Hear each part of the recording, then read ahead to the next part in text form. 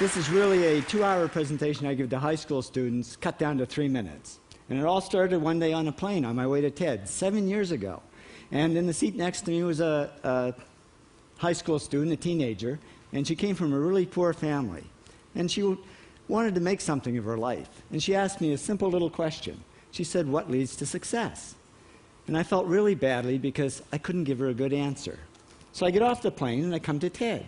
And I think, geez, I'm in the middle of a room of successful people. So why don't I ask them what helped them succeed and pass it on to kids? So here we are, 7 years, 500 interviews later, and I'm going to tell you what really leads to success and makes TEDsters tick. And the first thing is passion. Freeman Thomas says, "I'm driven by my passion." TEDsters do it for love, they don't do it for money. Carol Coletta says, "I would pay someone to do what I do." And the interesting thing is, if you do it for love, the money comes anyway. Work. Rupert Murdoch said to me, "It's all hard work. Nothing comes easily, but I have a lot of fun." Did he say fun, Rupert? Yes. TEDsters do have fun working, and they work hard. I figured they're not workaholics, they're workaholics. Good. Alex Garden says, to be successful, put your nose down in something and get damn good at it. There's no magic, it's practice, practice, practice. And it's focus. Norman Jewison said to me, "I think it all has to do with focusing yourself on one thing." And push. David Gallo says, push yourself. Physically, mentally, you've got to push, push, push. You've got to push through shyness and self-doubt. Goldie Hawn says, "I always had self-doubts. I wasn't good enough, I wasn't smart enough, I didn't think I'd make it."